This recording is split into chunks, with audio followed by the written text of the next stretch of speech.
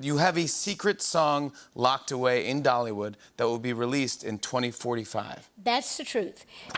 No, seriously, when we do a lot of things at Dollywood, and one year we thought about that. They asked me if I would write a song that nobody would ever hear. I'll be dead and gone. Well, I might not be, because I'll be 99. You know me. I might, you can do I it. might still be hopping Yeah, around. you'll be there. I think But anyway, I wrote a song, and I put it in the box to be open, and I even put, like, at that time, there was CD player and the ways and saying what we were doing with our music at that time, left all the instructions, and here's how you can play this. No. I swear. And so I don't know what they'll do with it, but I have regretted that because it was a really good song. And, I'm serious. Should have released that song. I keep wanting them to let me dig it up and put something else in it that's not as good. But, yeah. 2045, we'll see the song. Welcome to our YouTube channel, and don't forget to like, subscribe, and share the video. Dolly Parton is synonymous with country music, and when Dolly has an opinion on something, the entire fraternity listens.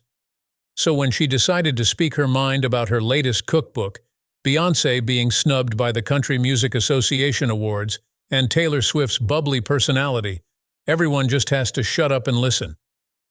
The latest cookbook, which Parton wrote with her sister Rachel, Parton George, includes a collection of recipes from their own childhood in an attempt to bring her family's home cooking to every home in America. Titled Good Lookin' Cookin', the cookbook has favorites such as fried chicken and gravy with Dolly, Rachel's mashed potatoes, and the family favorite meatloaf with Southern-style green beans. The recipes are easy to follow, clearly marked and loaded with ingredients you would find in any kitchen, making it easy for anyone to put them together. Parton explained that her sister is the better cook out of the two, and that she was just riding on the coattails of her culinary abilities. It's all good, and that's what's good about this book. There's something for everybody in it. Before going any further, be sure to subscribe to our channel. We appreciate that so much. However, Parton herself has been known to be a good cook who fancies good old Southern cooking. Parton and George also went on to explain one of the key dishes in their book and the importance of meatloaf in any American household. The sisters explained on how more than a dish itself, it was the secret recipes and the memories attached to families and their own version of this classic dish that has kept it alive and thriving for centuries. Parton also spoke on her favorite pie recipe and the little tips of making her famous berry pie, which was incidentally the name of one of her famous songs too. She explained how there was nothing quite like making the dough from scratch and getting just the right filling to make a mouth-watering favorite. Once the discussion on the actual food was done, the sisters also discussed their candid opinions on music. One of the hottest topics was the success and failure of crossover pop artists Post Malone and Beyoncé this year. Parton featured on both albums by these artists and shared her love for both. She accompanied Beyoncé on her rendition of the hit Jolene and defended the pop icon as being a country girl at heart.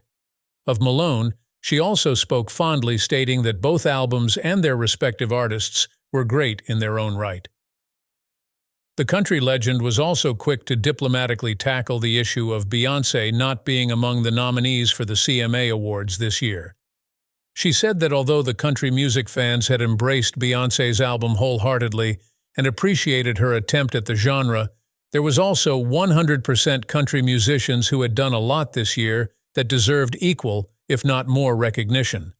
Parton also went on to commend the rising number of female artists in the country music fraternity.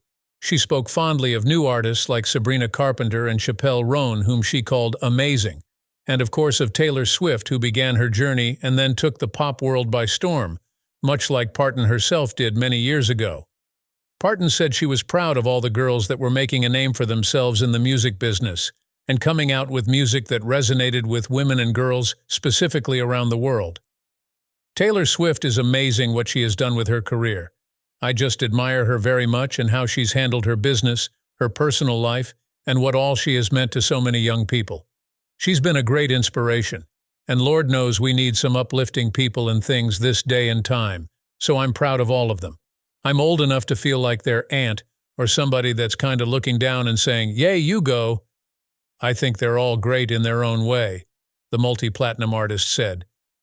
The interview attempted to divert Parton's attention to politics, given that it is election year, and asked if she would endorse Democratic candidate and fellow female Kamala Harris.